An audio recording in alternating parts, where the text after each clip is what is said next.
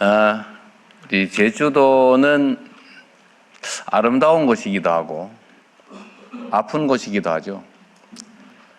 제가 사실 이번에 온 거는 4월 3일 제주 4.3 사건 기념일에 와야 되는데 그날 프랑스 대통령하고 외교 행사가 있어가지고 프랑스 대통령 보고 좀 날짜 미뤄달라기가 좀 그래서 미리 왔습니다. 미리 왔고 제가 제주도 4.3 사건에 대해서 가지고 있는 기본적인 생각은 어쨌든 대규모 국가폭력의 첫 출발점 같은 사건이고 또 그래서 가장 오랫동안 고통받았던 곳이기도 합니다. 억울하게 죽임을 당하고도 국가로 보호받기는커녕 오히려 국가로부터 가해를 당했죠. 그리고 또 아주 긴 세월 동안 국가의 제2차 보복을 두려워해서 말도 못하고 숨기고 피해자가 오히려 가해자처럼 숨어 살았던 세월이 너무 길었습니다. 그러나 다행히 제주도민들은 물론이고 대한민국 국민들의 치열한 투쟁으로 이제 국가 권력이 조금씩 정상화되고 진정한 국민을 위한 국가, 국민에 의한 국가가 완성돼 가면서 이제 국가가 국가 폭력에 대해서 사죄하기도 하고 또 배상하기도 하고 명예회복도 일부 이루어지고 있습니다. 그러나 그건 뭐 거의 같은 시기에 이루어지면서 가장 고통의 세월이 길었다고 할 수 있죠. 뭐 그 후에도 많은 사건들이 있습니다. 앞으로도 많이 규명되어야 될 국가 폭력 범죄들은 많긴 하지만 그래도 제주 4.3은 어느 정도는 진상 규명도 조금 되고 또 재판이나 보상을 통해서 명예회복도 조금씩은 되고 있는 것 같습니다. 그래도 해야 될 일은 많이 있죠. 다시는 이런 일이 재발되면 안 되지 않습니까? 다시는 우리가 다시 이런 야만적 사회로 되돌아가서는 안 된다. 그러기 위해서는 우리 헌법이 명시하고 있는 국민을 위한, 국민에 의한, 국민의 나라, 민주주의라고 하는 게 확고하게 정착되어야 될 겁니다. 국가 권력이 오로지 국민과 국가를 위해서 제대로 사용되는 정상적인 나라. 그런 국민들의 주권 의지가 일상적으로 국정에 반영되는 그런 나라를 우리가 만들어야 되고 또 조금씩 그렇게 되어가고 있다는 점에 대해서 다행스럽게 생각합니다만 그러나 또 이게 언제 또 어떻게 순식간에 뒤집어질지 알 수 없는 일이죠. 4.3 사건과 같은 국가폭력범죄가 다시 발생하지 않게 하려면 여러 가지 필요한 장치들이 있습니다. 그 제일 첫 번째가 어쨌든 이 국가폭력범죄의 적나라한 실상을 제대로 드러내는 거죠. 소위 진상규명이라고 할 수 있겠죠. 또 그에 대한 보상과 또는 책임이 또 분명히 해야 됩니다. 문제는 이게 세월이 지나면 책임을 묻는 게 어려워지더라는 거죠.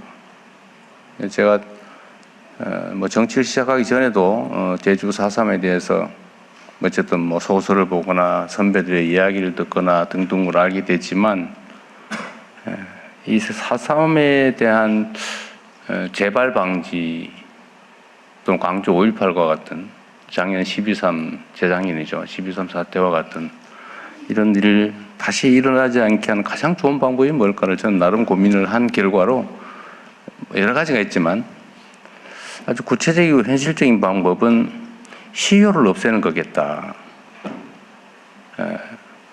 소위 형사처벌 시효인 공소시효를 폐지해야 되겠다. 나치 전범처럼 죽을 때까지 반드시 책임을 묻는다. 평생 쫓아다니면서 추적, 조사, 수사하고 처벌한다. 그래서 좀 두려워하게 해야 된다. 역사와 국민과 국가에 두려움을 갖게 해야 되겠다. 공직자들에게 말해요.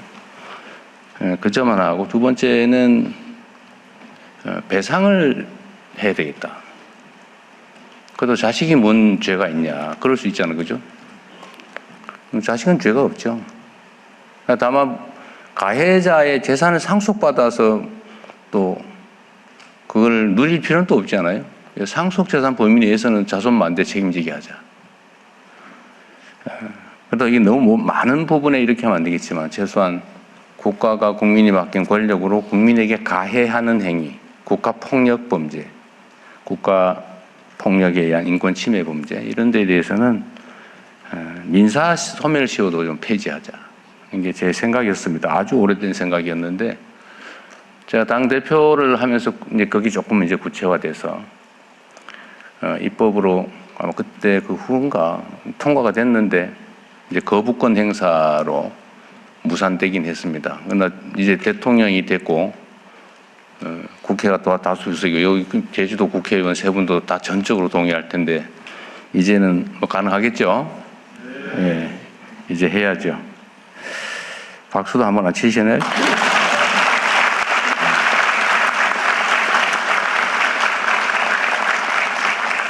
제가 제주 4.3 행사에 거의 빠지지 않고 참석을 했는데 그때마다 제가 약속을 했지만 아직까지 그 약속을 못 지키고 있어서 아주 빠른 시간 내에 그 약속을 현실로 만들도록 하겠습니다. 그리고 또 사실 이런 제도도 이걸로 완벽하지 못하죠. 결국은 정치가 정상화돼야 된다. 누군가를 죽이고 누군가의 것을 빼앗으면서 자기의 부를 늘리고 명예를 누리는 그런 사회는 좀 비정상 사회라고 할 수 있죠. 그러나 비정상적이지만 또 일상적인 모습이기도 해요. 우리의 과거도 그러했고 또 세계적인 모습도 실제로 좀 그렇지 않습니까? 말은 민주적인데 말은 국가와 국민을 위한 것인데 내용을 들여다보면 국가와 국민을 해치면서도 자신들의 또는 자기 집단의 이익을 추구하죠.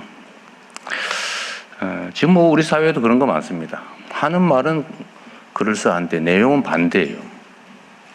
그리고 그게 이제 한 개인이 그러면 그건 제재나 이런 걸 통해서 또 완화할 수 있는데 집단들이 다 모여가지고 한 패를 만들어가지고 또 일정한 기득권과 시스템을 악용해서 그런 불법과 부당함 이런 것들을 관철하는 게 또 현실이기도 하죠. 안타깝게도 그게 정치의 이름으로 나타나기도 합니다. 정치라고 하는 게 잘하기 경쟁이라 해야 되죠. 누가 국민의 대리인으로서 또는 수인민으로서 더 잘하나, 누가 국민에게 더 많은 희망을 주고 국가의 미래를 더 밝게 만들었느냐에 따라서 이재명 뭐 좀 하는데 이 사람이 훨씬 더 잘해. 그럼 또 바꾸고. 그래서 서로 더 잘하게 하고. 사실 그렇게 국민을 기준으로 뭔가를 선택하고 판단한다면 무슨 이념이고 뭐 가치고 개인적 성향이고 이게 뭐 중요하겠어요. 오로지 중요한 기준은 다수 국민의 최대 행복 아닌가. 정치인들은 자기의 신념과 가치를 실현하기 위해서 정치를 하는 사람도 있겠지요. 그러나 국민의 삶을 직접 책임질 때는 자신의 신념과 가치를 실험하는 것은 그거는 옳지 않다고 생각해요, 저는. 물론 잃지는 말아야 되겠지만 그 과정에서 국가와 사회에 해악의 결과를 빚어낸다면 결과로서 말입니다. 해악의 결과를 빚어낸다면 그거는 잘하는 게 아니겠죠. 그래서 정치는 현실이라고 하지 않습니까? 그리고 철저하게 객관화하고 또 막스 베버라는 사람이 그랬던가 균형 감각이라고 하는 게 정말로 중요하죠. 책임을 져야 되니까요. 그래서 정치라고 하는 게 어쨌든 이런 잘하기 경쟁, 오로지 국민의 눈높이, 국민의 시각에서 잘하기 경쟁을 하게 만드는 것, 이 정치가 정상화되는 게 정말로 중요하겠다는 생각이 듭니다. 다시는 국민의 이름으로 국민을 가해하는 그런 일은 벌어지지 않도록 해야 되는데 그게 그렇게 쉽지만은 않을 것이다. 민주주의라고 하는 것이 저절로 오는 것도 아니고 저절로 지켜지는 것도 아니라는 게 사실은 그런 거 아니겠습니까? 이건 이제 정치 제도에 가는 것인데 이제 결국은 마지막은 문화인 것 같아요. 결국은 문화, 사람들의 일상적인 생각, 판단.